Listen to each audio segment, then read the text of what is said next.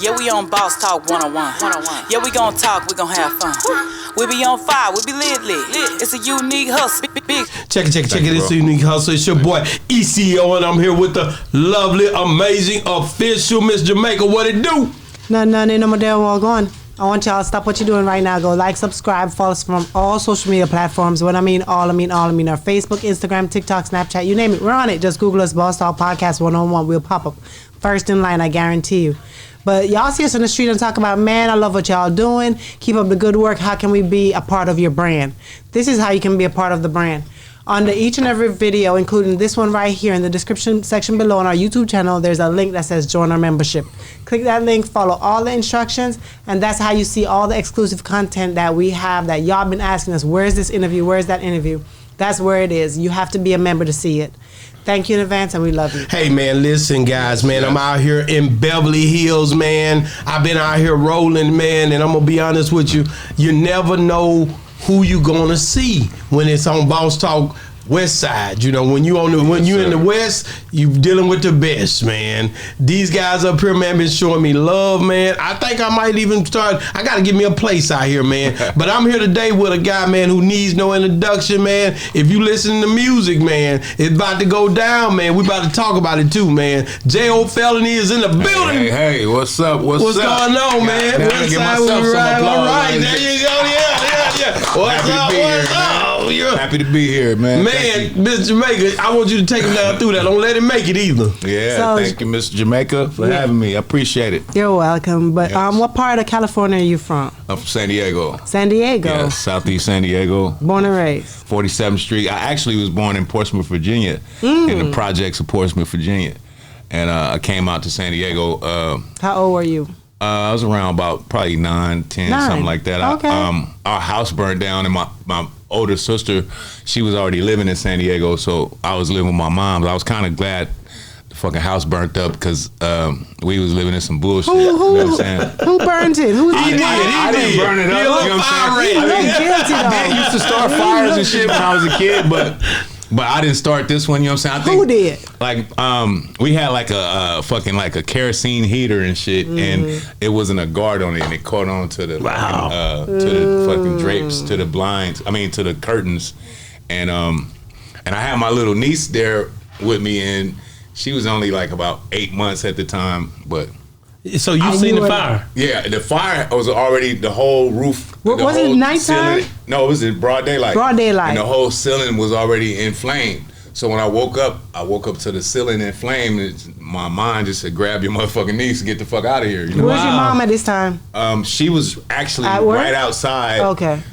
She was right outside talking to my grandmother, and she didn't even know it. So when I came out running downstairs with my niece, I'm like, "Hey, the house is on fire," but I was kind of happy and shit. The news came and shit, and then we moved out here in San Diego. You didn't like your house at all? Hell no, we was in poverty, and it was like drug infested. You know what I'm saying? Just heroin and shit like that. Was it a house or apartment? It was like a duplex. It was a duplex. Like we lived upstairs and somebody lived downstairs. But it was big ass rats and shit. I mean, I was so happy to get the fuck out of there. You know what I'm saying? And not to say I was happy to get out of Virginia, because I love Virginia and the friends I had, but it was just the way we were living. And the cold part about it, my dad was kind of well off, so I could have stayed with my dad. But the thing was, I felt like I was watching my mom's back. You know what I'm saying? As a kid, so I could never leave her, and I'd be worried every time I go to my pop's house. I'm over there. This nigga got fucking fish in the backyard and shit, all this kind of shit, and I'm like, I gotta go to my mom. Was he in Virginia as well? He was in Norfolk, Virginia. Oh, Norfolk. Okay. Yeah, and we were in Portsmouth. Okay. You know what I mean? So, I gotta go check on moms. I gotta go with moms. You know what I'm saying? And all my friends was there. You know what I mean? So let me go back. I want to go back to being in the house and there's flames everywhere, and you at 9 know to get your niece and run out the door like that, and then you say the news came. I listened well. Yeah, the news came, so I know that footage is still though. There. You know what I'm saying? But you like my oldest, my sister. I'm telling you. Her moms tell me, because I used to tell her thanks for watching out for me when I was little, because I had asthma real bad when I was a kid. You know what I'm saying? And she used to always look out for me. So And she was like, "You returned a favor. You didn't leave my fucking daughter in that house." That you know what I'm saying? We gotta stop that. My bad. I didn't leave. There you go. You know, that's you sound her like daughter OG in the now. house. You know what I'm saying? So. Yeah, I had to, but he stopped now. He don't do it no more. It took him a while. No. If I know I don't have, if I know I'm not supposed to, I won't. No, it's just that word. That's the only thing that triggered. Oh, it's just that one word. You can say shit, ass, damn, all right. Shit, ass, damn. But yeah, man. I'm just giving you the insights. You hear me? No, but let's go back, man. Like I was tripping, like how everything works, like. A lot of people, you know what I'm saying, and I know not all white people aren't racist assholes, but a lot of people showing their true colors, even on the opinions on the halftime performance. Yeah. Oh, I said you look at you ain't just like you. Just like you. That's my dog right there. Y'all show cut up like you. Yeah. Even on the halftime show, I seen how the criticism, you know what I'm saying, after he tore the house down. Well, them pants was a little tight. Hey, man. You know, I'm OG. I'm one of that OG get over to defend itself. It's but yeah, you know all them little tight pants with these little bell bottoms. You know what I'm saying? I'm OG. I'm in it low. I mean, it's their era, you know what I'm saying? So I ain't judging how a cat dressed, but he killed the that performance show that they put down, and I see all the reactions from, like, when they show say like they show a lot of black people watching it and I see the reaction, you know what I'm saying? And that's all that matters to me. What Everybody about when else, you see the white people watching it? It's funny as hell, you know what I'm saying? I told him that. It's funny. They not with it, is it? No, they're like saying, like, they hating on it, you know what I'm saying? But they saying, "Oh, we couldn't understand a word he said." I'm like, it was clear to me. Every word he said was clear to me. So I didn't understand that, but this the West, and we ain't tolerating no Kendrick hate. You know what I'm saying? Much love to Kendrick for putting it down and being talented as he is and doing his thing. You know what I'm saying? One of the greatest to do it. Shout out to my dog J-Rock. You know what I mean? Shout out to J-Rock. Straight up. Well, Kendrick will go down in history as one of the best, man, to do it ever. So we know that. You know what I'm saying? And he's a dope MC. You know what I mean? So you know, MCs do their thing. You know what I mean? I know when I met bro, he broke through a security to get to me at the concert, at the Rock the Bells concert. You know what I'm saying? And me and him and J-Rock flicked it up. But you know, talent don't come like that every day. You know what I'm saying? I agree 100%. We have to appreciate that. You know what I mean? agree. He got that God-given talent, and we got to watch him ride. You know what I'm saying? No, he every day and every time. This ain't the first time he done that. Yep, it's the first time he done it in that way. Yeah. But he's always been one that, you know, even when he flipped on Drake and them when they did that first little collab, he'll flip out. No doubt. We know that. No doubt. So it wasn't no surprise to me to see him back at Drake again, because Drake was on top and he felt like he wanted to, you know, rumble a little bit. Yeah. And in this game, you gonna rumble a little bit if you in this game when it come down to lyrics and freestyling or whatever. You want to see who the best. That's what men do. We built up on ego. That's what it's about. You know? And not to take nothing away from Drake, I see a lot of people talking about, you know, it's over for him and nail in the coffin, but if he never does nothing again, this guy got so many hits already on the radio, they're not going to stop playing him. No. You know what I mean? So it's just supposed to have been a friendly battle, you know what I'm saying? But I guess it is what it is. Nah, I think the only way Drake loses is if Drake quit. No doubt. I don't think Drake's going to quit. No doubt. And if Drake don't quit, the world will accept him no matter what. This is a microwave thing we live in where everything's so fast. Next year come, they gonna be on something. Remember the Cat Williams, the most viewed interview ever? You know, it ain't as hot as it was. Think about that. Yep. It started out in a year. Now, if it was going to be something that just lasts forever, it's still the most viewed interview on the internet right now for as podcasts go, but you don't hear people talking about it like that no more. Yeah. Hey, and I like to say, like, about that halftime show, my highlight was Samuel L. Jackson and Serena Williams when she came out. I knew that was your highlight. Man, that was incredible. You know what I'm saying? And so it wasn't just all about Drake. It was about her doing the C-Walk at the Wimbledon, and she probably would have got fined if she would have done it a little more. You know what I'm saying? And she was able to do it on a bigger scale. Yeah. You know what I mean? And it was just crazy. And she had the True Blue on. You know what I mean? I already know you was on that, man. Let me ask you something. You know, you can't. I gotta ask you about starting out in the music, like when you first. Before you get off in the music, let me finish with the. I'm curious about your dad, because you mentioned how old were you when him and your mom had broken up? It's like with my mom and pops, it wasn't like they broke up because they never lived together. You know what I'm saying? So it wasn't like they broke up. It was just. Was it like a one night stand type of thing? Nah, it wasn't no one night stand. You know what I'm saying? That was his girlfriend, but she just had her own stuff. They wasn't like married or nothing like that. Okay. And she just, she had her own thing. But I remember when I was little, she threw a motherfucking there I go. I remember when she was little, she threw a rock through his window, Cadillac window.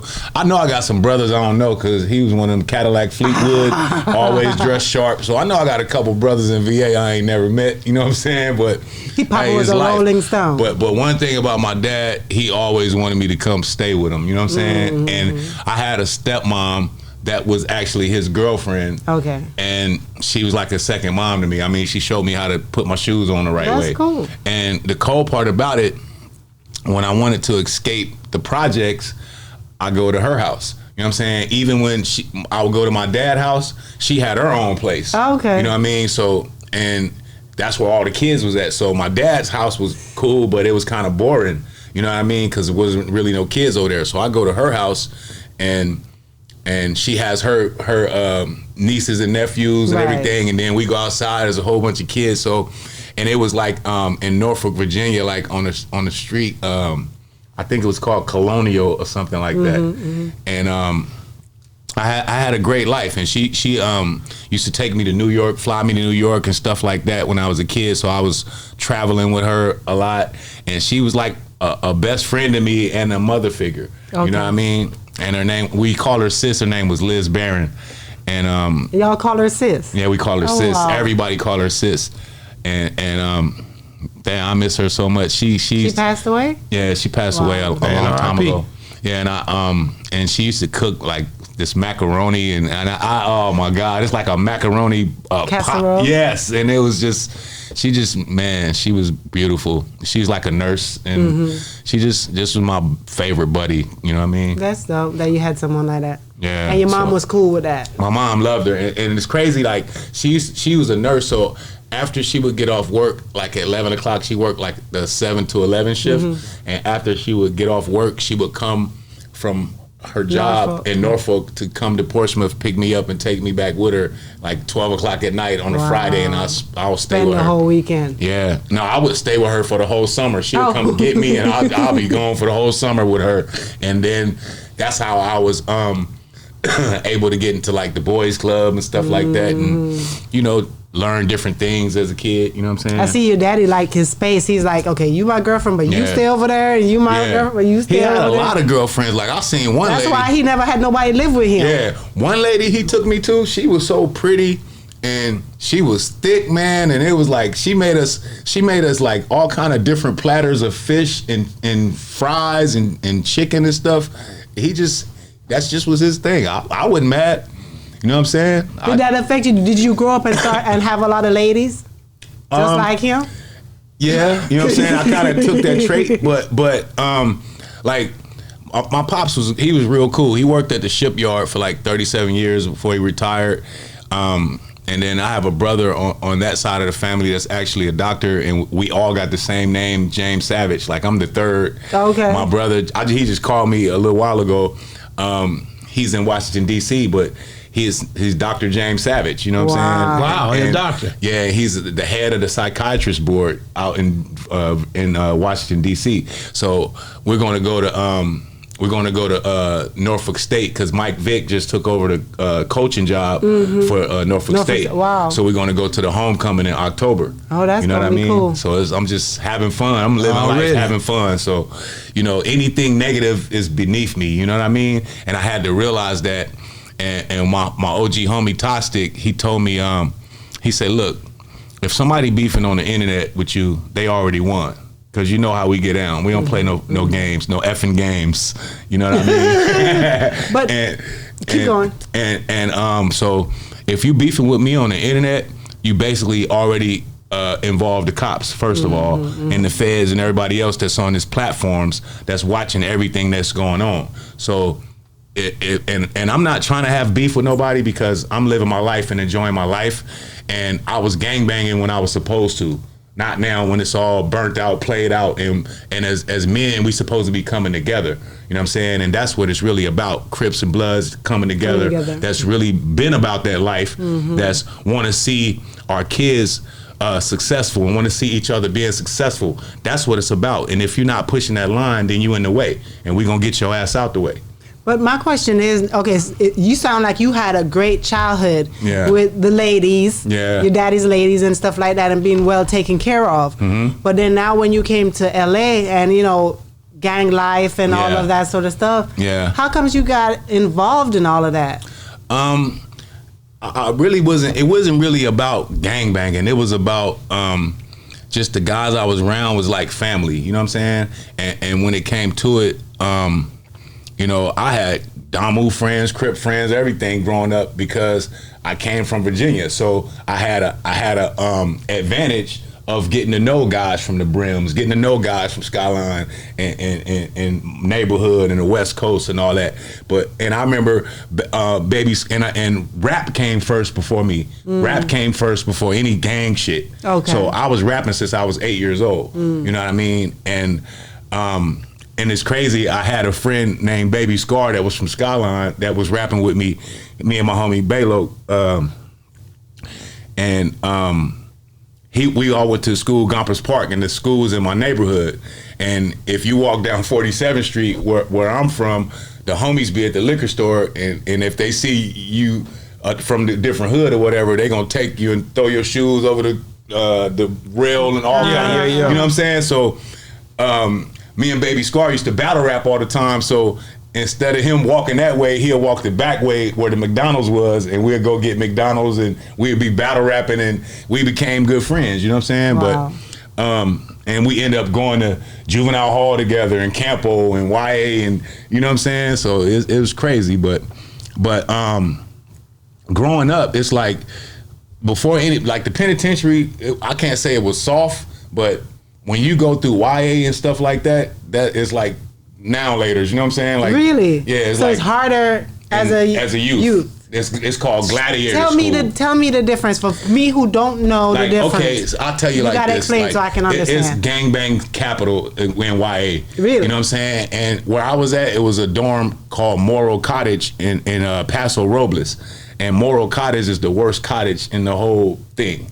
So after I come off a reception, I go to Morro Cottage, where if you get into it with somebody, you better be on your A game, because till this day, by me being in that situation, I don't sleep heavy. You can't cough or walk past me or anything without me watch out. My eyes will catch you. I'll wake up, because you could lose your life in there, and you can get injured very bad if you're not on your stick. Like I'm gonna tell you like this. Some guys are so much of a J-cat, they would sleep with their covers tucked in, and if something happened to them, they'd be stuck in the bed, and it'd be two dudes on each side of your bed, and they have locks in the sock, or they have soap in the sock, and they just beat you out of your sleep. You know what I'm saying? They just beat you out of your sleep.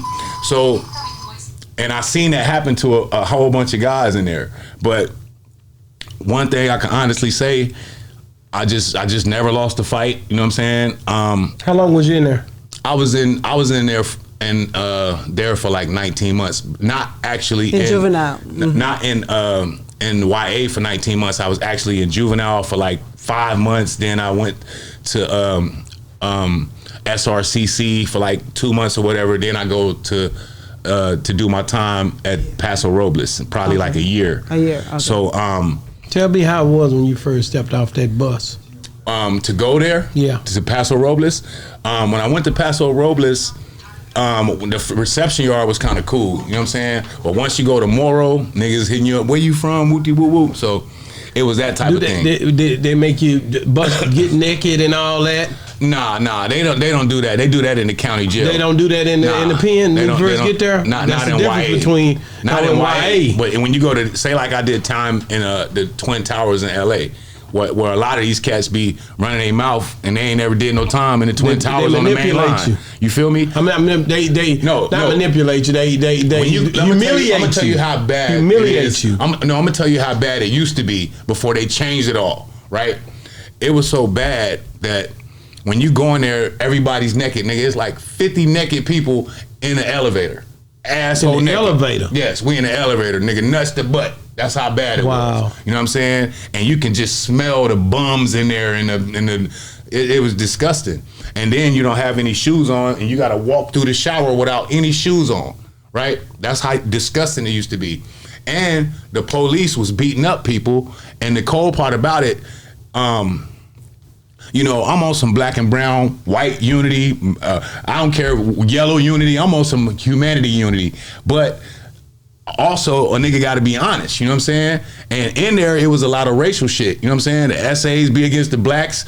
And I used to trip how, and I used to be like, it's supposed to be black and brown. Why do the Mexicans always hook up with the white people against the black people? Yeah. You feel me? That's how it used to be. But I understand because, to be honest, bro, 10 niggas can beat up about 50 people if you ain't the same race as us, cuz. You feel me? 10 motherfuckers will run through 50 other people. You feel me? That's right. So you need them other motherfuckers, you know what I mean? But it was just crazy, and I used to think like I look at it like the Hispanics, they dress like us, they love our music. Why the fuck are they going over that way?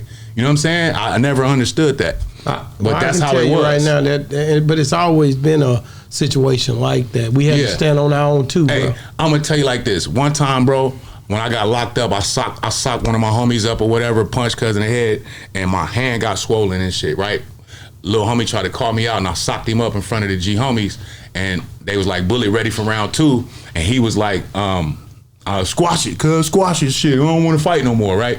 But my hand got swollen from hitting him in the head, so I ended up going to the LA County, and they took me to the USC part in the jail where the hospital was at. So I'm incarcerated, but I'm in the USC part, right? And I'm seeing brothers coming in there with stab wounds and shit.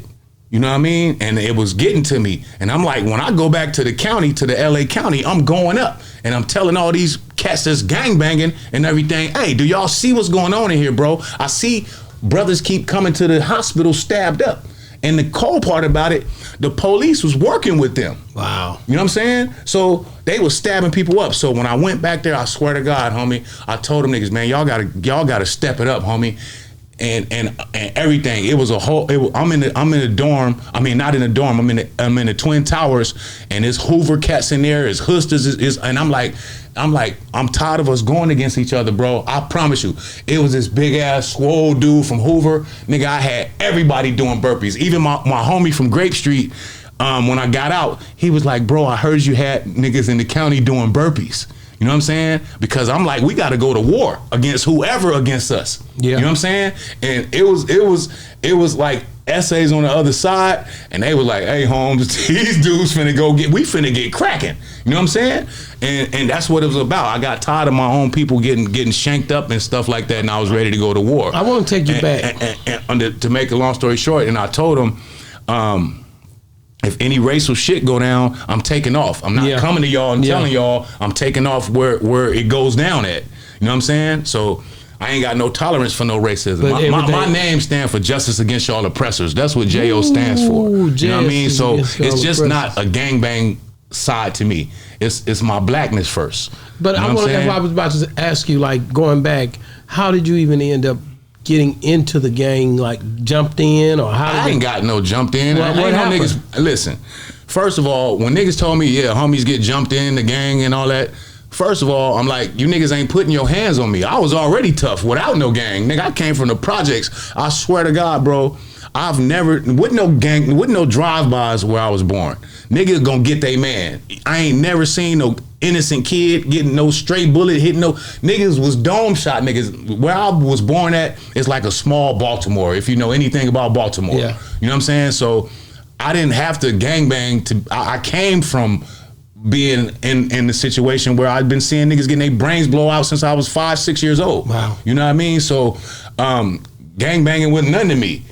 Basically, niggas was just happy I was their friend. Mm-hmm. You know what I'm saying? Because I was already active. Yeah, I was already active, and I was very cockstrong as a kid. So I was, you know what I mean? Like I love to challenge bigger people than me. So I was always cockstrong, coming from VA, country nigga. You know what I'm saying? So I ain't really had no problems with fighting and all that. So I was taken up for a lot of my homies. Did you end up having to get some other people that wanted to come in, put in? To get put niggas on? Nah, I wasn't really into putting niggas on the hood. I let other niggas do that type of shit. That ain't my thing. You knew what was going on, but you just didn't like dealing with it. That's not my thing. And I know I seen my homies beat up cats and put them on the hood, and they do them niggas dirty where they lips be cut and busted and nose, and they do them dirty. And I'm like, wow.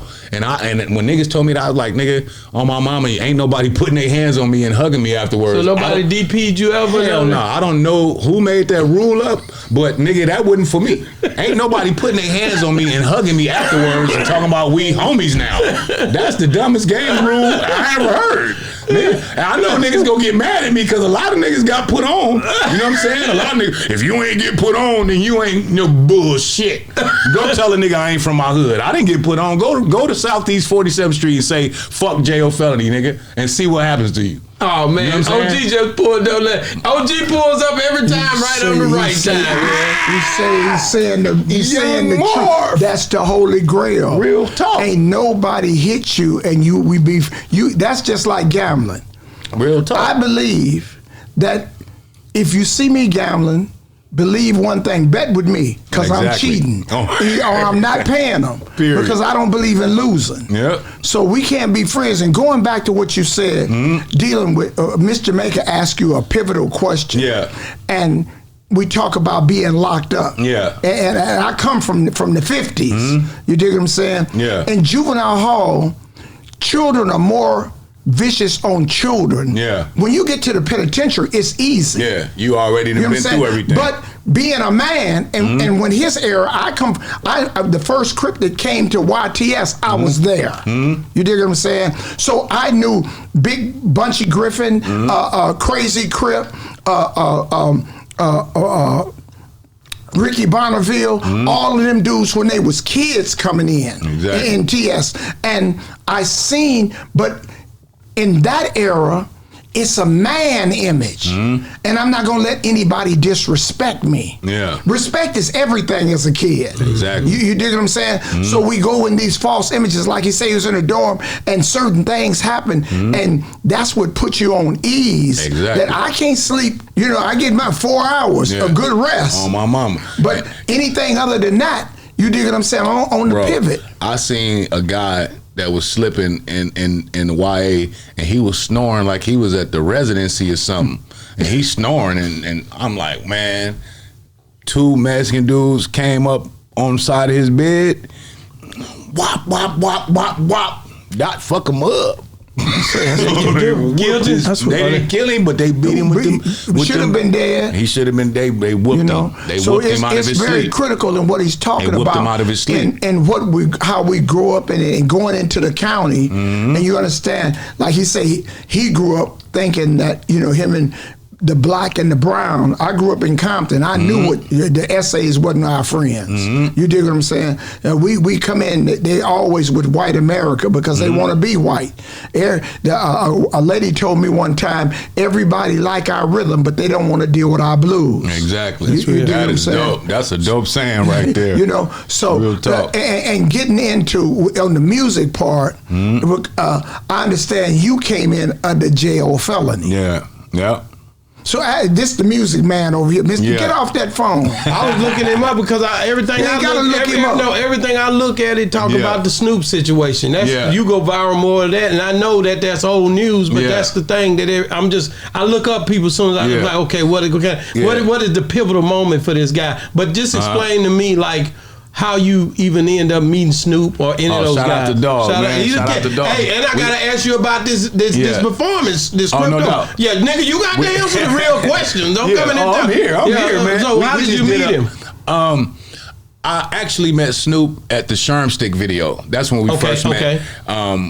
We was doing Sherm Stick video out here, and him and Jam Master Jay was tight. You know what I'm saying? So I got put in the game by Jam Master Jay of Run DMC, the legendary Run DMC.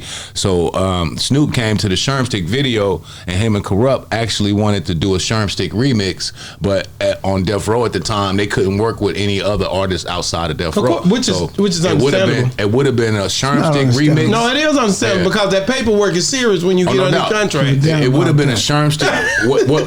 for the Take a Ride, my first album was called Take a Ride. Okay. And on that record, the only feature that I would have had was Tupac, and the only remix I would have had would have been Snoop and the Dog Pound. Wow. You know what I mean? That's hard. But Tupac came to New York to get on my project, and that was the day before he got shot the first time. And he was with Jam Master Jay. So Jam Master Jay, rest in peace, and shout out to Hollis Queens. He hooked me up with Tupac. He hooked me up with these 3 artists: Tupac, Snoop, and Scarface. Wow. He the one got me on Scarface album. You know what I mean? So and he got me on Scarface album when I wasn't even signed to his label anymore. Wow. You know what I mean? But we still was friends. You know what I mean? So I remember going to his concert at the House of Blues on Sunset, and I remember going with him early there, and he's fixing his turntables and putting new needles on his tables and all that for the night. Now, this concert was so amazing with Run DMC on Sunset Boulevard at the House of Blues. I just took him past there today. Man, the reminiscence of Sunset. Bro, it was so many stars came out for these guys. Wesley Snipes and everybody came out for Run DMC. And Jam Master Jay rocked that night. And the next day, we went to see Scarface, and me, Corrupt, and Daz, we was like kids in the candy store getting on Scarface album. Shout out to Scarface. Man, that's my guy. Yeah, we was like kids in the candy store, don't blow Texas up. No. That West Connect is real. No, it's a lot of time when you sit down, man. It's the West and just the South period. They connect. Of course. We link with the West, man. Early I love on. when I went to Texas with Scarface, man. I was out there tripping, man, and I remember him telling me, we're gonna eat some boudin tonight. We going to the club, eat some boudin. I'm like, what the fuck is a boudin? Thought it was a girl. Yeah, you know what I'm saying? So we was out there. He had this fly car he had. He's skirting out and we doing donuts, man. And I'm with the legendary Scarface, the king of the South, man. And but I want you to go back to that story where you was telling me about like Jam Master Jay when he was getting stuff ready. Yeah. And basically when you link with these guys, like that's how you and Snoop became like linked together and everything. And so at the end of the day, he hooked us up. He hooked me up with Snoop. And the night we did the Shermstick video, we actually went to a Death Row party. I think it was at the Roxy. Roxy. Yeah. And that's when I seen Left Eye, rest in peace, was with the Death Row camp, and Snoop Dogg and all of us, man. It was crazy. It was off the chain. Now and then we ended up that same night after that party at the Roxy. We ended up hooking up with Corrupt, and that's when I met Corrupt for the first time that night. And I remember him having a white pit bull named Looney, and he was drinking 40 ounces, and he was driving me and Jam Master Jay around. You know what I mean? So it was crazy back then, man. But I want to go back to Jam Master Jay. Were you dealing with Jam Master Jay at the same time when 50 was, or you were dealing with it before? I was there before. Before? Yeah, I think 50 was on, I think after he was with Jay, I think he went to Columbia, but I think he was with Jay after I left. Okay, I want to go back to I want to go to that time, because even though you left, you still had love for Jam Master Jay because of all the work and stuff that y'all had done together. No doubt. What did you think? Where were you at when you heard he had passed away? I was in San Diego. Okay. I was in San Diego, and you know, when I heard that, I was like, wow. And then when I seen that it was guys that actually slept on his couch, it kind of hit home. Crazy. You know what I'm saying? And I was like, wow. Did you know those guys, or had you ever? I probably met them because I knew the guy's big brother. You know what I'm saying? So I probably met them, but they used to sleep on this dude's couch, man, and they end up stabbing him in the back. But I'm still cool with his brothers. You know what I'm saying? With his son and. And that just was crazy, man, because when I connected with Jay, I went to New York, and we started making records like Zoom Zooms and Wham Whams, Take a Ride, Penitentiary Bound. What you gonna do? You know what I mean? What you gonna do? Come on with it. You know what I mean? I gotta get you to go ahead. Yeah, but no, What You Gonna Do? I made What You Gonna Do by myself. Yeah, that was after I left Jam Master Jay, and Lior took me out of my contract with Jam Master Jay and signed me directly to Def Jam in New York.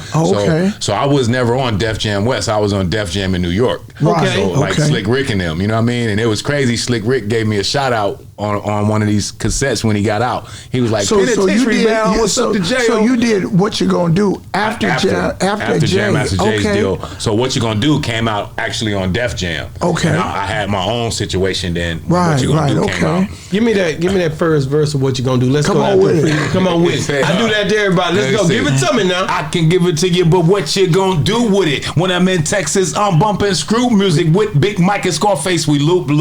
Me and Lil Crook like Bo and Luke Duke. When I'm in Miami, I go to Scoop Luke to see the Peep Show and hit some Duke shoot. Went to Branson back to back legs Coop up in Harlem World in my Tim boots. Two suckers had beef, so I watched them shoot. Called up Benny Rat, copped the bulletproof. Seen T-Funk, he took us to the fruit. Then we went to the tunnel and wrote down the booth. Man, some more wet, bitches dripping sweat. Slaying a cassette, the Funk Master Flex, and now I'm bumping on West Coast tape decks. Went from Swatch to the Platinum Rolex SD Jersey. We getting more sex. Go next, man. Go next. Go next, baby. And we still. I told him from the fruits. He like what I said. He like what I said. We took him to the fruits. He gang banging over there right now. We took him to the fruits, man. We gotta give T-Funk a shout out. No doubt. Shout out to T-Funk, man. T-Funk, man, he actually, that's my dog. He produced this new record that I got that's coming out on my new album called Get Your Feet Whooped. And I'm gonna call him when we get out of here because I need a couple more tracks from him. Man, he better give him up. He made Penitentiary Bound. Him and Jam Master Jay. He made Take a Ride. He made Brothers and Sisters that was on the Jason's Lyrics soundtrack. Yeah. He made Zoom Zooms and Wham Whams on the show soundtrack. He made Nobody on Dry Land. You know what I mean? He made some cold music. Made Funk to the Head, the record I got. Yeah, that's my bro T-Funk, man. He got it in. I want to ask you about like DMC, them, meeting them for the first time. Yeah. How was that? Man, it was crazy. We actually performed on Jon Stewart's show, so it's footage of us performing together. And Jam Master Jay put me on the spot. He like, you performing with us tonight? Wow. I'm like, what? It was incredible, and it was on Jon Stewart's first show. And I remember making a freestyle out, and at the end I ended it and I said, Jon Stewart, Jayo Felony, and Run DMC. And the crowd went crazy, you know what I'm saying? So it was crazy. I remember having the Fat Farm gear on. I had the Lokes in, the ponytails in. Yeah. Man, it was, yeah, we had a ball, man. I have that memory forever, performing with Run DMC on the Jon Stewart show. That's hard. You know? What was something that Jam Master Jay said that stuck with you? Oh man, Jam Master Jay, he actually helped me know how to make hooks. You know what I'm saying? He helped me know how to create songs, and I think he helped 50 Cent with that a lot as well. Yeah. And so he helped me really, because one thing about Jay, he was incredible, man. He actually produced on that first Slick Rick album. Yeah, which is big. The Great Adventures, so he was off the chain, man. And when I went to New York with him, bro, we used to shoot pistols out the window in the studio in New York. He had Mac 11s and techs, and we used to shoot pistols out the window. And that's when that dude Joe Sinister was there too. If cats in New York remember Joe Sinister, I think he was down with Eric Sermon as well. And he was an artist with Jam Master Jay, but the dude was like a J-Cat. You know what I'm saying? I remember beating up some dude. I threw some dude in the back of a truck in San Francisco, and it was his problem. It wasn't even my issue. Yeah. But he was fighting this dude in front of me, and the dude was finna whoop his ass. You know what I mean? So I had to intervene, and I threw the dude like in the back of a U-Haul truck. Yeah. You know what I'm saying? Like I moved him and munched that boy on through. You feel me? Yeah. But he was a cold J-Cat, man. I don't know what was wrong with that. I want to go back to what you gonna do, like you had Method Man and DMX. Yeah. How was it dealing with Method Man and DMX, the great DMX, R.I.P. to DMX? It's crazy because me and the Wu-Tang, we used to be out in Virginia because I was on a run from YA, and once I had to stay out there until I turned 21, and I would get a dishonorable discharge to where they couldn't lock me up no longer. Okay. So we used to be at this Jamaican restaurant called the Blue Light in Norfolk, Virginia, and Method Man and I remember Papa Wu and all those cats used to be at this Jamaican restaurant. Okay. So I've been knowing Wu-Tang since their first single came out, Protect Your Neck. Wow. That's how far we go back. You know what I mean? And it's crazy that I used to tell this story that Old Dirty Bastard, it was me, Old Dirty Bastard, rest in peace, and Method Man on the record first. Okay. And when Old Dirty Bastard came on, he was so vulgar with it. Baby, come on. He was like, oh. He did he wasn't trying to hear it. I can promise you. He did a long. He was talking about. He was talking crazy, man. And Method Man, and he tried to charge me $20,000, right? And Meth didn't charge me a dime. You know what I'm saying? So he was like, first of all, this verse is vulgar and it ain't gonna work. And he said, I'm gonna get DMX for us to get on this song because I know this song is a hit. So we gonna put DMX on here, which was the hottest rapper in the country at the time. Okay. And DMX only charged me like 5 bands for the verse. Really? Yeah. And he came. I remember him and Wah coming from Roscoe's Chicken and Waffles and laying the verse for me. You know what I'm saying? And he actually laid like 5 different verses. And he was like, you like this one? You like that one? I'm like, I like all of them, X. Yeah, you know what I'm saying? But when he said, I got more homes than the essay, it was over. You know that was the one. I was like, that's what they gonna love out here on the coast. On the coast. So yeah, right. so he did that, bro. And then we did the video. And it was crazy that it was funny because I remember when the Lowriders came, Method Man and DMX seen all these. Like it was a whole bunch of SA cats in the Main Street Lowrider Club, and they all came to the video, and DMX was like, "Who is all these cats coming up here?" They was lowrider, they was hopping, they they for the video, they for the video. You know what I'm saying? It's all good, but Method we Man, had a great time, man. I gotta go back to Method Man for him not to charge you anything. How did you? What do you think it was about you that made him want to work with you and just try to show love or what? Nah, that was my dog. Like I said, we used to hang out in the VA. You know what I'm saying? So it was just a relationship, a bond that made him that's like my that. dog, him and Redman, and we actually was on the first tour that they went on. I was on that tour. It's called the Man of the Month tour with Method Man and Redman. And Redman is my dog too. You know what I'm saying? Really? Yeah, me and Red, that's my bro. Him and K Solo. You know what I'm saying? Man, K Solo, man, that's hard. It's crazy, man. I'm gonna tell you a funny story. Like we was on Sunset and we was in a bucket, and at the time I was dating Trey D's niece named Serena. Okay. Right?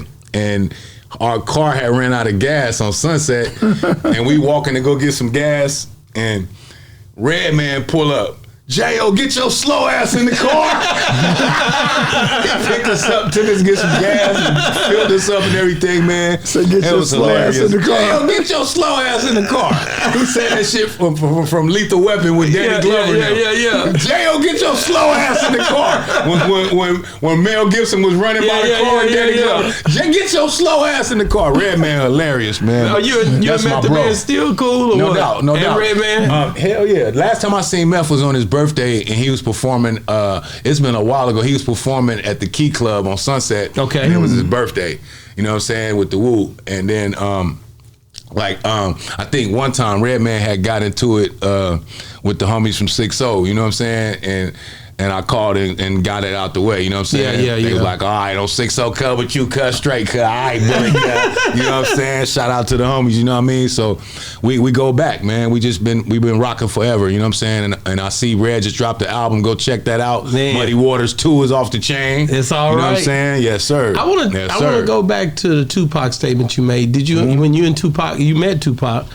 No doubt. Jam Master Jay introduced me to Tupac at the American Music Awards. Okay. That's where I first met Pac at. And after we met there, he was going to New York because I guess he had to go to that trial thing or whatever. And that night he was with Jam Master Jay and he was going to be on the Take a Ride album. And my dumb ass in San Diego and missed out on the opportunity. My only feature on Take a Ride would have been Pac. Wow! You know wow! I missed out on the opportunity. I kicked myself in the ass to this day for that. You know what I mean? Rest in peace, Pac, man. Man, you know what I mean? I hate to take you down through that, but I got to, man. Snoop Dogg, being that you know Snoop, you seen what happened. He was performing at the crypto ball for Trump. For him to do that, and then before he was saying that basically in 2017 that nobody was supposed to do whoop de whoop. Yeah. No, he said he wanted to see who was the first Uncle Tom. Yeah, he was hard on him. He was the first Uncle Tom. Oh, whatever, man. You see OG on there now. Nah, man. Hey, I look at it like, you know what I'm saying? Sometimes people put their foot in their mouth, you know what I'm saying? But on some real shit, I am not into politics, bro. But I just look at it like, ain't none of the motherfuckers ain't helped us. The Democrats or the Republicans. You know what I'm saying? It's just been like the two wings on the same bird. You know what I'm saying? And when it comes to us as black people, nigga, they owe us. We built this motherfucking country, and that's what I feel like when Ice Cube was saying, whoever's in office need to break bread. Right. For blacks, you know what I'm saying? Because a lot of these other races wouldn't even be here if it wasn't for the struggles that King and Malcolm X and all those people back then went through, and us being in slavery. Yeah. You know what I'm saying? So, but then you got to look at it too. Yeah. All them other countries, they fought for something. Yeah. And they got a country. Mm-hmm. And when they come here, they make a deal with America. No doubt. And what we do, we just want white people to like us. Yeah. You know what I'm saying? Yeah, we've been in every war that is, and out of 50 states, we didn't get one. That's bad economics. Mm-hmm. So hold on one second. And not only that. Hold on one second. Yeah. Say Mike D. Let me tell you something. We out here we trying to figure out a way to shoot through our pants or something, nigga. We ain't, you know what I'm saying? We trying to make sure. Is that the one that shot through his pants? Yeah, this Mike D. Mike D calling. Mike D. Mike D, we working, man. Mike D, we working, man. We trying to figure out a way to outdo your mark ass right now. We ain't gonna shoot ourselves. Figure out a way to outdo your ass right now. We ain't gonna shoot ourselves. We know we got gun restrictions out here, nigga. We ain't shooting through pants and shit out here. No doubt. You seen it when they shot through the pants on his show. What up, man? He got PG, and then see, hey, I'll be out there. No, nigga, you ain't coming out here, nigga. You said you out here, cuz. Yo, you said tripping now, nigga. No, nigga, you got a red hat on. You at the real Texas right now. Red hat on, hollering cuz. Yeah. You making me look bad, nigga. Standing by a red ass car, and then your ass by the red car talking about, what up, cuz? Hey, we in this bitch, man. Domo Keyway, man. Yes, sir. We in this bitch, man. Damu Keyway conversation, man. I'm gonna get a hold of yes, I'll call D. Haver right after I get off this set. That's what's up. All right. That's what's up. That's my people, man. Yeah. Not jail. Shout out to Texas, man. That's what you call politics. Exactly. On the highest form. Yeah. If I get on the phone, I get scolded by him and his wife. But now he the boss. Yeah. He can get on right the phone. I'm showing love to the nigga. I'm letting the nigga know what he gotta do. He like the show. Wait a minute. Yeah. I'm inspiring the nigga. I'm pushing out the nigga. We working. Tell him we working. No, hell we working, nigga. We working. I can't get on the phone. You can't get on the phone. Hey, he way in Texas. If I call the Compton, he mad as fuck at me. Oh, no doubt. You fucking up my interview, boy. What the fuck you doing? Like that, man. It ain't like that. I can call Kendrick. Yeah. He don't give a damn. It's the Compton. Nigga, get off my phone. Stop it, man. OG Melon, don't listen to that nigga. That nigga slick, man. You know, he's slick as hell. I brought you in. You dig what I'm saying? Real talk. And you know what he told me? Who is this nigga? What? Who the fuck is this nigga? No, that's crazy. That's Texas. That's being real. No doubt. You trying to break? Who is this nigga? I said you don't know it. And then when he heard the music, this nigga get to it. Like, what the hell? That's who that little nigga is. Who that little nigga is? And he shorter than you. That's who that little nigga is. At least he shorter than you today, my daddy wasn't. Get him, Marv. Get him, shit. Let's get back to it, man. I'm gonna be real, man. Like I said, I did get excited when I seen the work you've been putting in, bro. Man. You've been doing this shit a long time, yes, bro. Sir, man. And I respect it, bro. Like to see you done been on the mic with Scarface and all them boys, man, and the way you show love to the South like that. What made you trigger to even, be like that toward the music? Oh man, I just look at it like this, man. It's all about us coming together, especially when you got MCs. I mean, Scarface, one of the dopest MCs on the planet, and just to be able to work with guys like that, and the Ice Cubes and the Snoops, and it's a blessing for me. You know what I mean? Because I looked up to all these guys before I was in the game. You know what I mean? As far as I was blessed. Even when Dog came to my Sherm Stick video, it was a blessing. You know what I'm saying? Because he did that on the strength of Jam Master Jay. You know what I mean? And that's when we first met. And then I was able to do a song with him called Got Beef that's probably like 3 times platinum. Wow. You know what I mean? And it was crazy that when we was on the Up and Smoke tour with Dr. Dre, that Got Beef was one of the only records that was added to New York radio on Hot 97. Wow. And Angie Martinez said they added that song to Hot 97 because of my verse. Wow. What did you say in that verse? I said, the life I lead, the average nigga would have broke down a long time ago. Try to bang at a show and get slumped like the crow. Any day now, we gonna run it. My niggas is killers and they foul. We see it all like night owls and we stay on the prowl. They don't want to see us shine again. They fuck up with mine again. And as soon as the finish is hot again, I gotta go get my 9 again. It got a body on it from a party, don't it? Yeah, and I've been trying to slang it, but don't nobody want it. They can't help it with band-aids. We come up with grenades. You ain't see this many niggas get life with diamonds and braids. I'm from the home where they get sprayed and gang-related raids. Fuck y'all that start banging after colors was made. Now see, walk to that and never give me no hassle, cause I come from more of the worst cottage in Paso. Man, hold on, baby. Hold on, baby. Yes, sir. I remember Dog making the call that night because it was a Dog birthday, rest in peace, and he gave him a shout out on the record. Happy C-Day, Dog. And then he called somebody and told him, and I heard him talking. He was like, "We got us a hit right here." Before we even laid any verses or whatever, he knew it. Snoop was like, "We got us a hit." He knew what a hit Man, is. the dog, you know what I mean? man, let me tell you something about Snoop, bro. Man. From day one. Yeah. And, man, listen, you're not for the out rap Snoop. Oh, no doubt. Now, you no can doubt. say what you want. People can say what Yeah. they want. But Dog his ain't no voice and the joke. way his tone it was Yes, when sir. he first He was came out, killing 'em. and the way he delivered, He was killing 'em. nobody. You remember that 187 on? Oh, no man, doubt. Listen, First man, record. listen, bro. That style, he had You 187 on the undercover. You knew. Yes, sir. That's right. Wasn't nobody He was touching killing him, him. and he didn't never stop. He kept Yes, doing sir. it over and over and over Yes, sir. again, bro. And he had that influence and from the DOC. Shout out to the DOC. Yes, sir. So them Go on and say it. I connected just told you with this. Dr. Dre and the I DOC. just told you this. and Shout Snoop out Dogg. to DOC. That's Yes, what sir. Texas Came do. to Compton. Yes, though. sir. Came up here, Yes, sir. and I'm Shout gonna be out to honest with you. DOC. A lot of the Dallas, way, Texas. listen, a lot of the ways the niggas rap, Yes, sir. On the West Coast, he influenced it. I Yes, promise sir. you. Oh, no you can doubt. go look. You No can doubt. go look. DOC is Exhibit's favorite that's rapper. right. That's the Exhibit's favorite rapper. Go look. Yeah. Jail. Go Can I look. ask He you one of my favorite rappers too. Good. Go Like a look. motherfucker. Can Go I ask you look. one thing?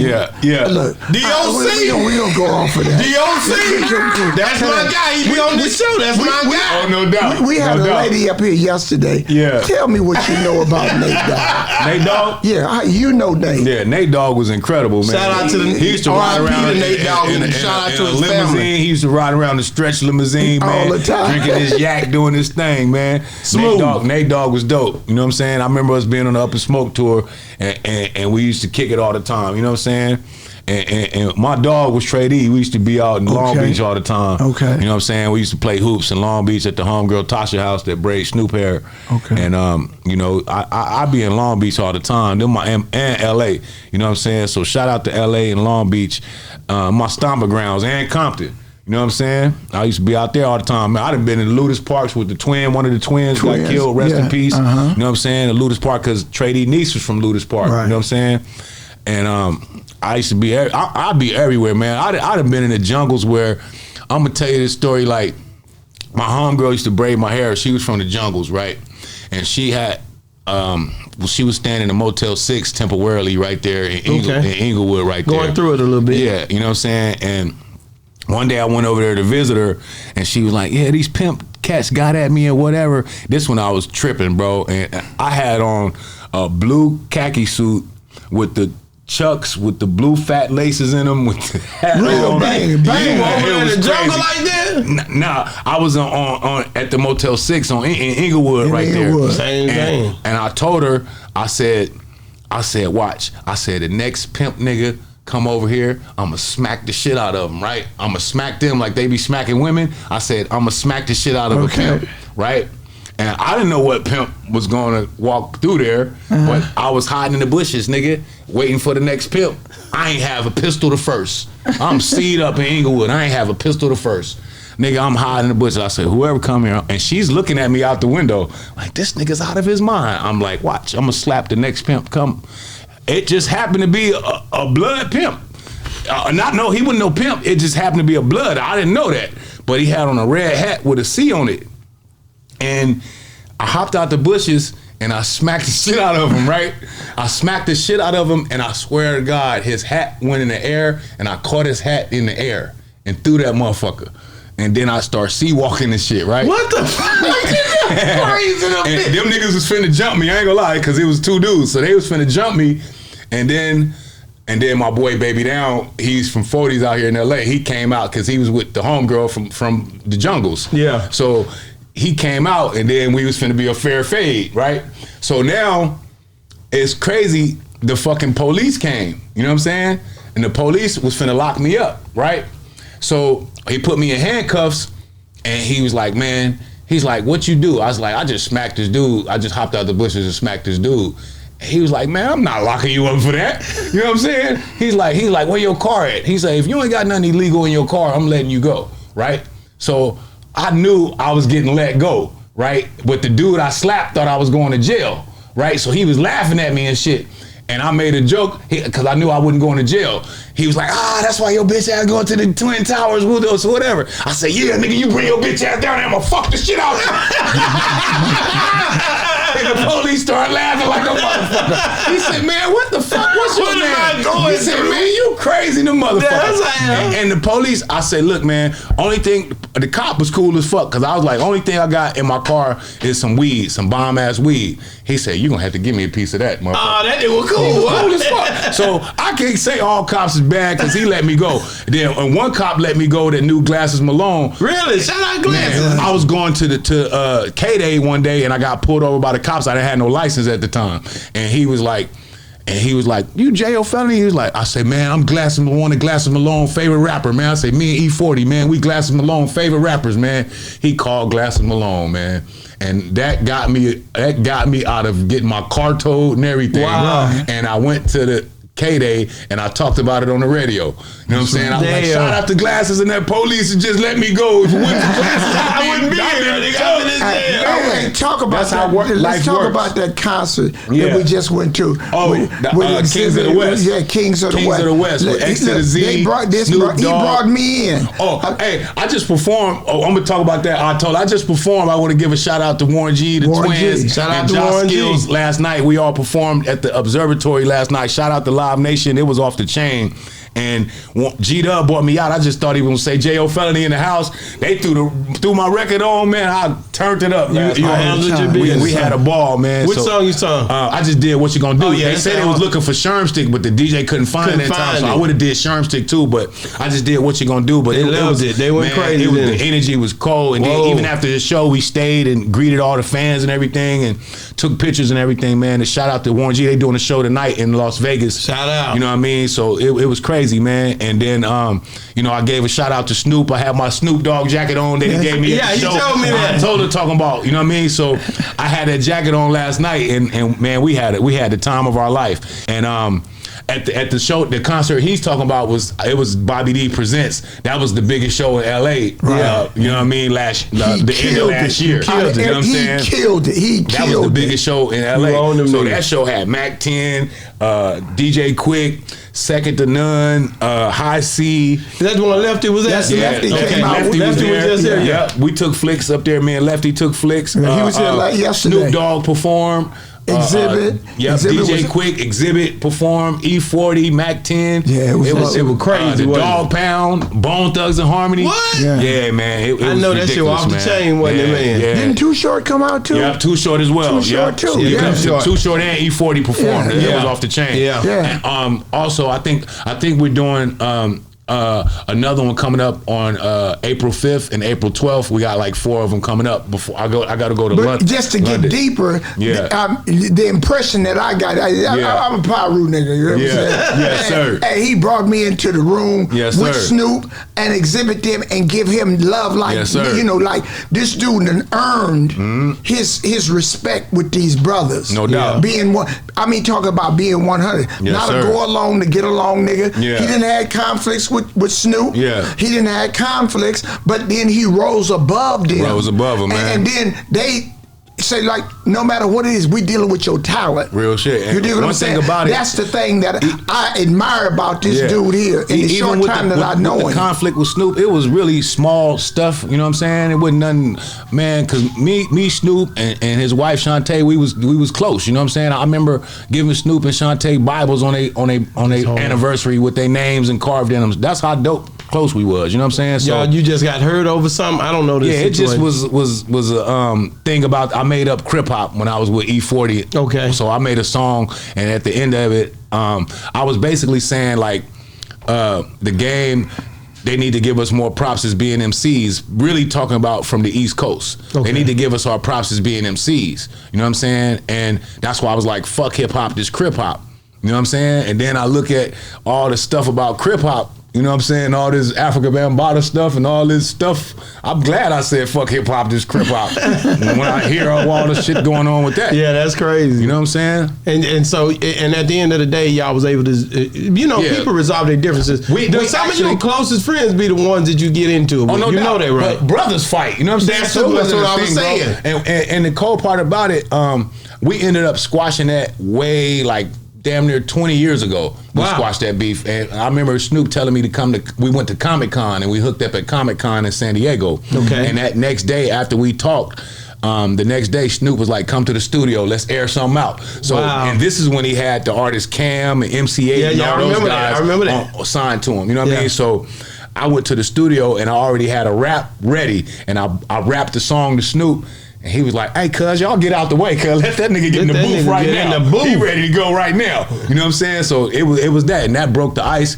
And then on his birthday 2 years ago, we all performed.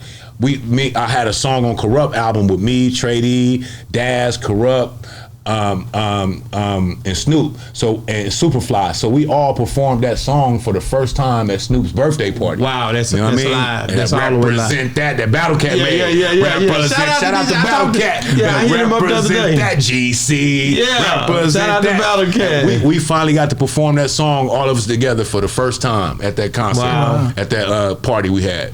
Wow, let me ask you something, because you've been in the game. You're a connoisseur of the game. Mm-hmm. You know how this game go. You've been in the different battles. For Drake to do a sue over a rap song, what did you think when he said he was suing Universal? What did you think about that? I think it's like an oxymoron, because I think that they were doing the same thing. They were doing the same thing for him. You know what I'm saying? That you talking about before, prior? Yeah. Those prior battles? Yeah. No, I'm saying. You see what I'm saying? The same thing that he's blaming him for was being done for him. And you think that's how he know about it? Yeah, exactly. You see what I'm saying? Like, so it's like basically you snitching on yourself. You know what I'm saying? You really snitching on yourself. I didn't think about that, but it kind of makes sense. I feel like it's just supposed to keep it battle rap. That's like snitching, kind of. You know what I'm saying? But we're in a different culture and time now. At the same time, if he get away with that Universal bag, boy, and that's what now this is the part when I tripped out on, because if he gonna never have to sing no more of those songs. You don't know. Yeah. I know. You don't know that. I know. I bet this you. culture he can win it. I bet you $1 to the dog. It's really a power move, ain't it? No, sir. But with me, bro, I'm gonna tell you like this, bro. Yeah, he got power. He ain't got no power. I'm gonna tell you like this, man. That Not Like Us record shut everything down. It shut, nigga. It wasn't no more battle after that. And no more battle. You know what I'm saying? Because, and I'm gonna tell you, the reason I felt Not Like Us, as we know, my name Justice Against All Oppressors. So my blackness come first, bro. And when Kendrick spit that verse about that slave shit, it was over. It was over. He broke that slave shit down, it was over for me. You knew it. I said, Lord have mercy, this dude ain't coming back. Too many lyrics. It was too much. He got this stuff in there. Make him breathe. Call the ambulance. Yeah. Man. Yeah. Once upon he's articulate, man. Once upon a time, all of us was in chains. Homie still double down, calling us some slaves. Wow. And on top of that, look, I look at it like this. Pusha T lit Drake ass up already, and with the blackface and all that. So I'm thinking, like, if you black, why would you wear blackface? You know what I'm saying? You actually wore the shit that white people did to offend us. Why would you? But you know, Jayo, let me be the devil's advocate. Why would you wear that? But you know what I'm saying? That we cry about white folks in blackface. Yeah.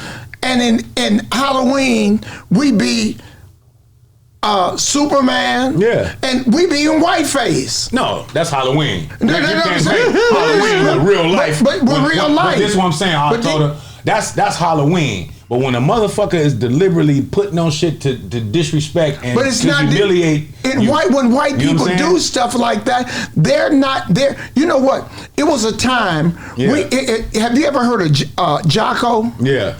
Jocko. But look, I'm saying the point I'm making is when we didn't know Drake did that. Okay. Until Pusha T put the information out. And why did he do? He was at a party. No, they was battling each other. So he put that shit out there to show him, you saying nigga out your mouth. Right. But you got some kind of Jewish shit going on. Right. You know what I'm saying? So you saying nigga out your mouth to appease to us, but then you go put on the shit to humiliate us. Okay, just like, we're saying nigga. I was in the pen one time, right? Yeah. And it was this Crip boy. Yeah. Him and this Paisa Mexican, they was cool. Yeah. They was doing things. It's against the law with us to smoke after a Mexican. A Mexican can't smoke after us. Yeah. But they was doing that. So the guy ends up asking the Mexican for a cigarette, and the Mexican tell him no. He told him, man, come on, man, let me get a cigarette. He said, no, my nigga. And the other blacks heard it. Yeah. And got to tripping. And they come and get, man, Mexicans, this and this and that. It's a Crip thing, but we black. Exactly. And so when I came in on it, and like, dude is a Paisa. Yeah. He hear us saying nigga. That was his boy. He hear us saying nigga. Yeah. So he said it the same way. It wasn't. To be offensive. He was saying, no, my nigga, I can't do it. Yeah. But now you want to we can't be, technical on shit that we say ourselves. Yeah. You know what I'm saying? I was going through Watts one day, and this brother pulled out the Nickerson Gardens, and this white man almost hit him. He said, nigga, what you doing, my nigga? And the white man was shocked. Like, what the fuck did he call me? Yeah. So when people put on blackface, they feel like they're being involved with us. Yeah. You dig what I'm saying? When Al Jolson did But I'm saying, I'm talking about Drake. Why would you wear that? It's just like saying you would do that. You would put on big ass lips to make them look like big black lips and black ass makeup. Why would you do that as a black man? If you a pure black man, why would you do that? Why would you do that? Even if you mixed, why would you do that? We call it clowning. It's all right for us to do it. But no, I'm saying in the contents of this battle, that's what lit his ass up. When Pusha T put that information out there, right. And the nigga wasn't playing with them bars. You know what I'm saying? But this battle with Kendrick just was a whole nother beast. It just killed him. It was a whole nother beast. I mean, you have to deal with what it dealt with. Yeah. And he bitched out. I ain't gonna lie, Drake had a dope ass song that I heard when that nigga was saying Ozempic got a side effects and that beat broke down. That shit was hard as fuck. But he was dissing Rick Ross too. And he was like, Ozempic had a side effect you ain't know about or something like that. But that rap right there was hard as fuck. I'm not saying the nigga ain't dope, but it was just. But he ain't dope as Kendrick, and he know it too. That's why he sued him. And it's like some real nigga shit. So I'm real nigga. I ain't mixed. This nigga. That's it. You know what I'm saying? So you got a little Indian in you, nigga. You ain't no dead real African like nigga. You a real that nigga Indian, my nigga. I know Indian nigga. You can't even grow no goddamn hair on top of your head. No, my grandma Cherokee can't grow no hair. No, right? Oh yeah, I forgot you. Yeah, I ain't talking about you. But you know the Indians, they like me. We Indian, man. We got my grandma. I seen it, didn't I? She looked Indian. My grandma. Her nose, everything. No growing hair. You Indian too, nigga. But I ain't you really Indian. My daddy black. Yeah. And my mama got the Indian shit in her. I got real Peckerwood in me. I got a little bit of white. I got to ask you a question. I'll pull you back in. I got to pull you back in. So I read something here that you basically went to Marcy Project when you had issues with Jay-Z. Yeah. And the cool part about it, we was all cool. You know what I'm saying? I mean, before that beef, me and Jay-Z was cool, and they gave me like 7 different numbers to keep in touch with them. You know what I'm saying? And shout out to Ant Live, rest in peace, who connected me with, like, I went to New York with Ant Live, rest in peace. Shout out to Big Chuck, him and Ant Live, that was his boy. And that day, Ant Live had me meet with Jay-Z. I met with the Locks, I met with Scarface, I met with Eve, Stevie J, all in one day. You know what I'm saying? And I remember us going to Stevie J house and kicking it with Stevie J, and then that's when he was dating Eve. And Eve and the Lox was performing at the Apollo that night. So Stevie J was like, we going to the Apollo. And when we went to the alley, they just finished performing. Okay. And Jadakiss and them ran out in the alley, and they were so excited about their show. And I already knew the Lox or whatever, you know what I mean? So they hugged me, man. And at the end of the night, me, Scarface, and Jadakiss was together riding in the van. That's hard. You know what I'm Jadakiss, saying? my boy. I never forget Nigga that. to kill. Shout No, out to the that's- Lox. What happened with you and Jay-Z? With me and Jay-Z, it was a thing, man, that Ego or what? yeah, it was like basically I heard him say some shit like niggas saying is he blood, is he Crip, and this and this and that, and I'm like, cuz these niggas don't know nothing about no gangbanging. Like, why would he? You know what I mean? It was some shit like that, and then I was making a song called "Trued Up," and I just aired it out like, nigga, this Crip, you know what I'm saying? I just aired it out, you know what I mean? But at the end of the day, me and this nigga was cool. So Jay-Z ended up calling Serena's house when we was in Long Beach, and she was like, hey, Jay-Z on the phone. Like, you bullshitting it. But Big Chuck hooked that shit up. You know what I mean? Shout out to my dog, Big Chuck. And the Drama Family, you know what I mean? Big Chuck, the Drama Family, he hooked it up to where Jay-Z called and he was like, meet me at Beyonce's after party. You know what I'm saying? Tonight. And we're gonna chop it up. You know what I'm saying? So when I went to Beyonce's after party, he like, man, why you diss me, man? We started off cool as hell. You know what I mean? And it was like, man, I was like, man, you out here acting like you gangbanging and shit. You know what I'm saying? It was just it wasn't really no serious shit. You know what I mean? So at the end of the day, we squashed it. And then I ended up having drinks with Beyonce mama that night. We was chilling, you know what I'm saying? So we chilled out. It was a cool vibe, and we never had any issues after that. Well, how you end up in the Marcy's Project? What you was doing? On that, when I went to Marcy Projects, I was with my New York niggas, you know what I'm saying? I was with my New York niggas, and they like, nigga, ain't nobody gonna do nothing, son. We'll air a motherfucker out. Hey, my New York niggas like, they nigga, were from Marcy's? Nah, they wasn't from Marcy, but they was like, nigga, anybody sneeze wrong, we gonna air their ass out. You know what I'm saying? You just going over there to say, nigga, I'm in your hood. Yeah, and so the guys I was with, they had New York sold up at the time. So they didn't give a shit what projects it was. Y'all, you did before you had spoke to Jay. Yeah, and then it wasn't no gangbanging in New York at the time. Yeah, so y'all just went because them were your partners. Yeah, they was my partners, and they was like, bro, anybody sneeze wrong, we gonna air their ass out. I went over there with 2 New York niggas. I didn't have nobody from Cali with me. I went over there with 2 New York niggas. Wow. And they was like, nigga, we'll air this motherfucker out. And I was like, this my type of nigga, son. But you know, things change so much though. Now you do have people in New York. Hold on, I gotta say this. Let me say this. That cool part about that was the commercial that I did was actually for BET, and Trued Up came out on Motown. So I know niggas was like, how the fuck he putting the record out in New York on Motown and it's on BET, that Marcy Project commercial. It is. Yeah, so niggas see me talking about, if you ain't got bulletproof love, you ain't got no love, cuz, on in front of the Marcy sign. Ooh. You know what I'm saying? So that was crazy. But one thing that wasn't fair with that battle, when I put out Trued Up, I know I could compete with any rapper, bro. Okay. You know what I'm saying? And when I put out Trued Up, Def Jam was calling the radio stations because it started blowing up so much on the radio with Motown. And they start threatening to not do summer jams in those towns if they kept playing that record. So you put some early on Drake stuff. Yeah. That's what you did. No, my mama. No. You feel me? That was that early on Drake type. So, let's try to stop the momentum of the song. My mama, and that's what they was doing, trying to stop the momentum of the song, and they was threatening to not do summer jams in those towns that was supporting the record. Yeah, they didn't want to do it. It wasn't like it was just a friendly.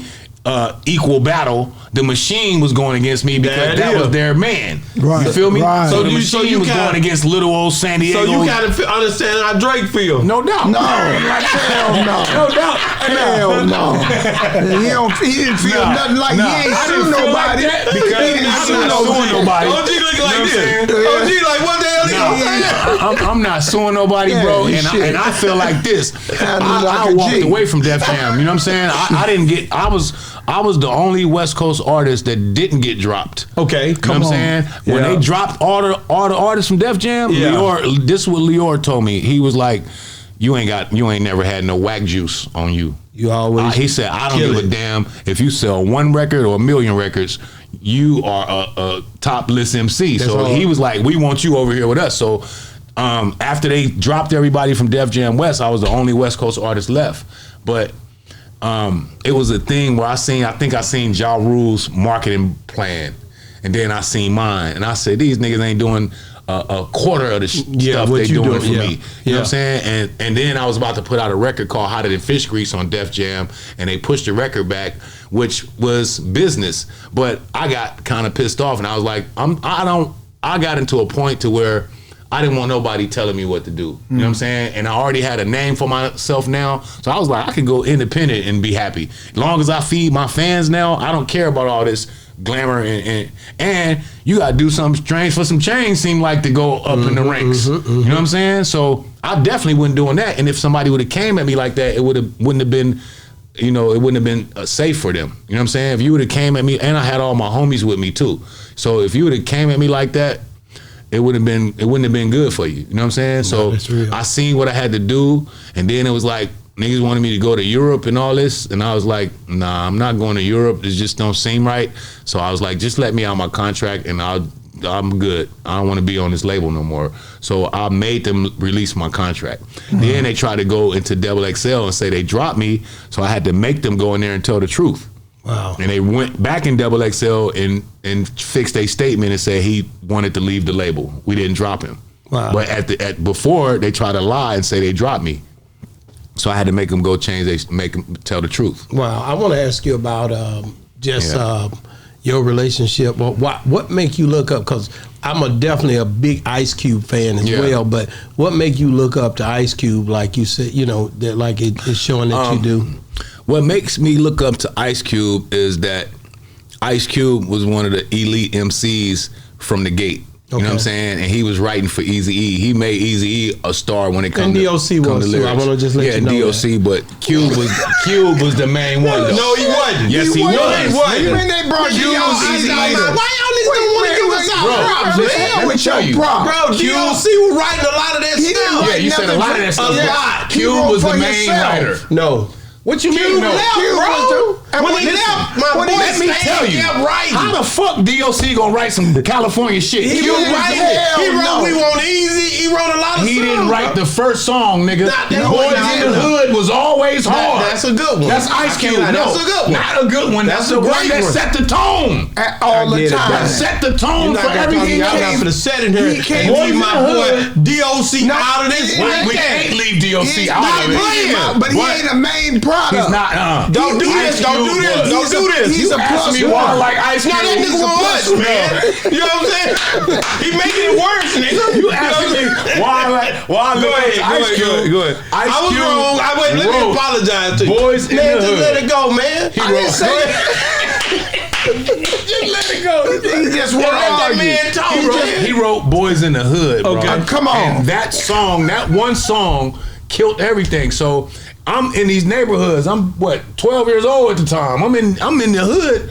Man, that was the biggest record in the neighborhood. I remember that song. They were so clever with it that everybody thought Eazy-E was 15 when he came out rapping. Yeah, and he even said it when Cube wrote that. Had everybody thinking I was only 15. I remember.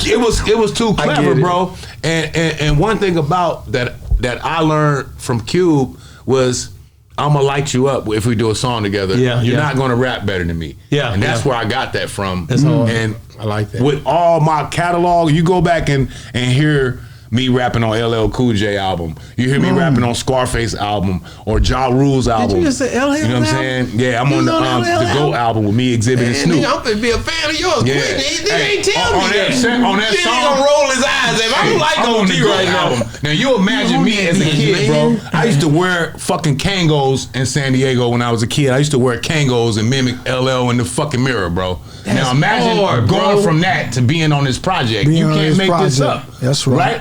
So when I got on LL's Cool J's album, I'm like, ain't nobody rapping better than me on this motherfucker. Not Snoop, Cube, or LL. Okay. You know what I mean?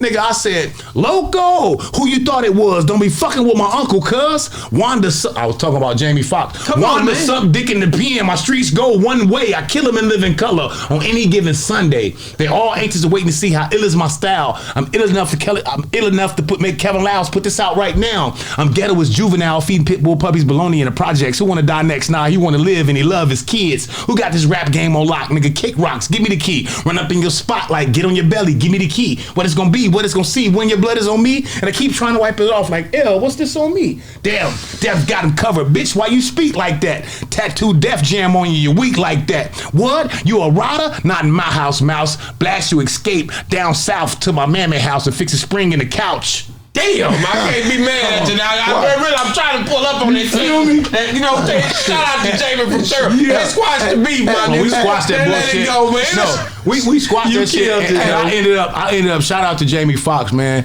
That nigga had me crying on that special he just did. I ain't gonna lie. I got a whole lot of love for Jamie Foxx. I remember being at Jamie Foxx's house with Earth, Wind, and Fire. Wait a minute, is that a freak off? No, with no goddamn freak off.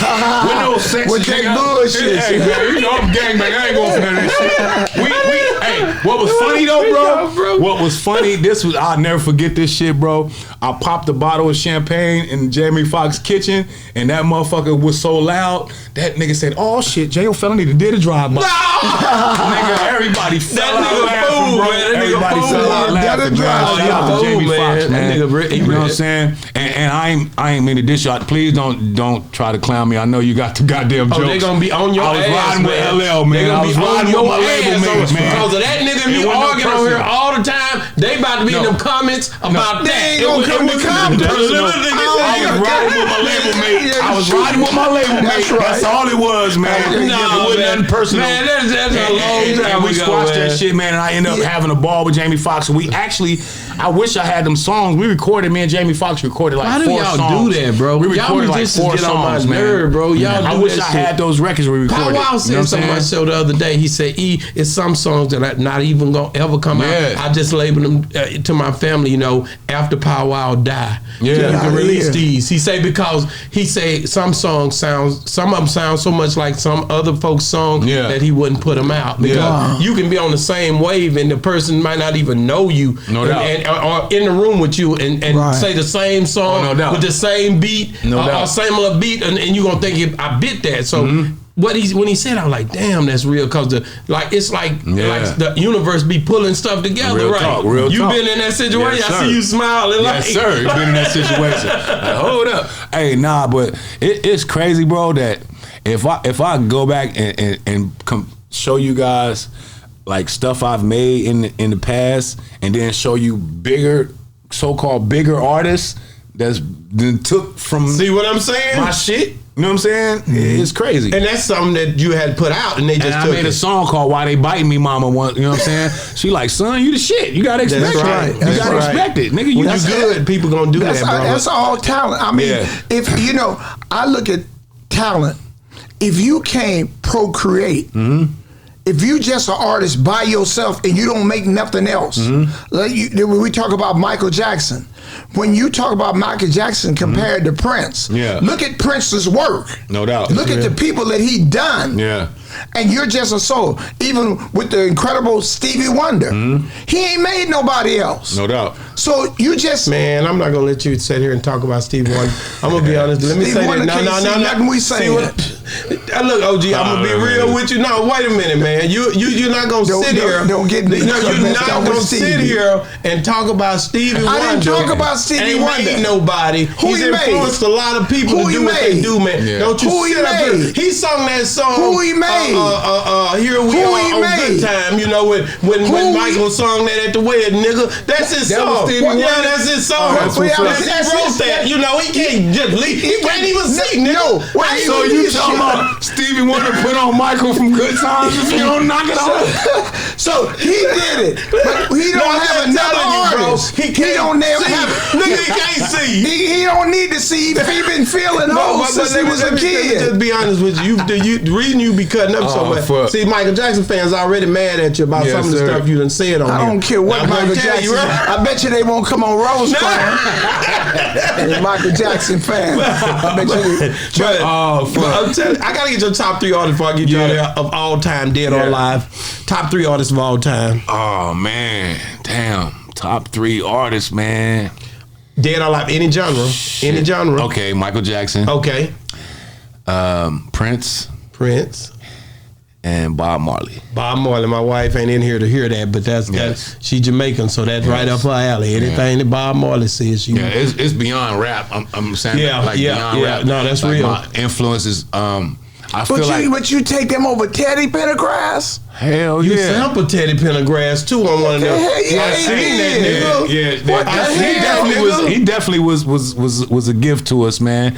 But Bob Marley was just something else, man. Yeah, Bob Marley's at a whole nother. Yeah, he's on a whole nother level. Like, and then I think it was more of a spiritual thing with Bob Marley. You know what I'm saying? That's why I picked him and Prince and Michael Jackson. No, that's real. And one thing about Michael Jackson, I would say that him and Prince was like competitors. You know what I'm saying? Yeah. But one thing Prince can't take away from Michael Jackson is Prince wasn't doing this shit when he was that young. No, not only that, because it's phases of Mike. You feel me? You feel me? And the star power. Yes, when the he star was a power kid, wasn't touched he was by making hits. Look how he looking with the ABC. Star power. ABC. When he get out the car, when he hang the baby off the roof, nigga.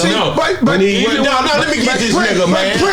When he knocked 4 people out, when he reach out the window like this right here, knock 20 nigga, the Holy Ghost hit them Prince niggas over Daddy there. wasn't named Joe either. Oh no! Yeah, he didn't get his ass whooped. So goddamn, don't put it. Prince Daddy was, but he was just like you, a honeydew. No, honeydew we're is not gonna do this. This nigga going too far now. You put my personal business out there on me. When it comes to Prince, though, he was one of a kind. You can't take that away from Prince. Nah, he was when it comes to talent. 27 instruments. Yeah, that's what I'm saying. That was the difference between him and Mike. He played all those 27. instruments.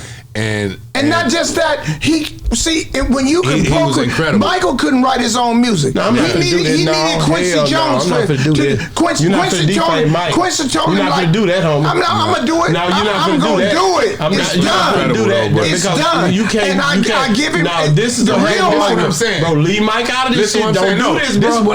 Mike's my favorite. He right down there when you get out the elevator. Yes, he is. There's a picture right down there when you get out the elevator. Favorite. That's so why you know. I got into the rap game because of Mike. Damn right. When he did the motherfucking Motown 25th anniversary, nigga, I'm 8 years old. I'm in front of the TV, nigga. Nobody moonwalk when like he that. did that shit, nigga, it overwhelmed me. Billie Jean, that's what he's talking about. Billie Jean, nigga. Let me say this. So he is the nobody best can fuck with Mike. entertainer. Nobody can. He is the best entertainer. Nobody. He's the best entertainer. Yes. But y'all ass, I'm gonna be honest. I was in YTS when he came out, 1969. But all that talking y'all doing without James Brown, them niggas would never did all that. Period. What nobody fucking with James? But James Brown was the reason they was who they were. But one thing about it, James Brown was the first MC. He was the first one talking about rapping and all that. I can dig rapping. Well, you know No. Before that, let me tell you this. Yeah. James Brown. Yeah. Mr. Heron. Yeah. That was the first rap. No. Who? James Brown did a rap called King Heron. King Heron. That's what I'm talking about. That was the first rap record. Yeah, he's the first MC. I came into America without a passport. Yeah. He talks about heroin. But hey, hold up. I gotta give it to the guy that put James Brown on, Little Richard. Yeah, that's real. That's real. The king of rock and roll. We can talk about it. That's who put James Brown in the game. He on sausages, though. I can't give him no. I don't care, man. I don't like pickle. I ain't my goddamn business. But I'm just talking about music. Michael, we don't know what Mike had going on. Oh, my mama. Hey, I'm just talking about music, bro. And better be if you're gonna talk about Mike. We don't know what he was doing. Little Richard put James Brown in the game, homie. That's all I'm saying. That's all. We gotta get a props to this brother. Gotta get Little Richard. Yeah, I mean, all of that. It came, James Brown was one of a kind, and Little Richard made that happen. Jayo Felony, how can people get a hold of you if they're trying to reach out, big dog? You can get at me at 619. No, I'm fucking around. Yeah, like Mike Jones. You better give me the damn number. Nah, you can get at me at Jayo Felony Music on Facebook, Instagram, and Twitter. and whatever else they got, but the main thing is Jayo Felony Music on Instagram, and follow me on Facebook. That's the things I'll be putting out. I'll be putting out a verse every Friday. I just put one out that they're gonna show on this show before this interview starts. That's right. And I put out get me on Jayo Felony Music. But I want to say this verse that they're gonna show so I can so y'all can see the verse. Let's get it. It say Come on.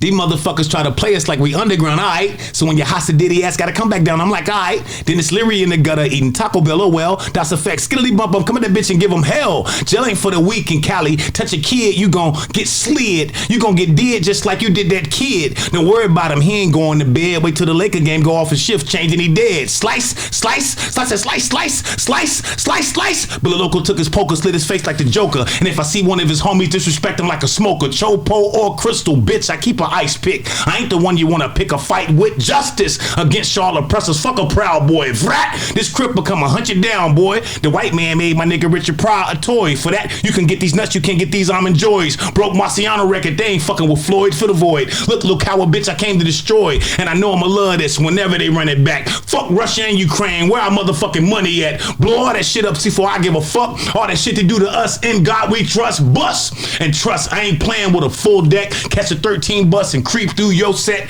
Bitch, I'm a veteran, circles around rookies. And fuck the Terminator, cause that nigga killed Tookie. I'm him, them, and then some. Fuck with my income, sick, I'm a victim. These niggas, body boys under the under. Sex player, real nigga, watch a motherfucker thunder. Vrat! Man, boy, you a damn fool, man. Wait. This told us wild, dog. Bumped it in the house, nigga. Boy, What the deal, wow, man. Hey, Drake, you better listen to that verse. You feel wow, man. Yeah. Hey, man, thank you so much for coming on the show. I loved it, bro. Much I love, enjoyed man. this. Thank you so much, OG. Yeah. Hey, I gotta give it up to you, bro. And shout out to Serena Williams. listen, See walking at the Super Bowl, nigga. Wait a minute. I just want to say, OG, thank you, man, for blessing us. You showed me and my wife so much love since we've been up here, bro. Much love, I just gotta y'all, give it man. up. Every time I come, you always look out for me, man. Thank you, bro. Man, I For real. appreciate Shout out to Boss Talk. Jamaica, my money. It's been another great segment of Boss Talk 101, West. where the bosses talk. Boss talk, they gon' look.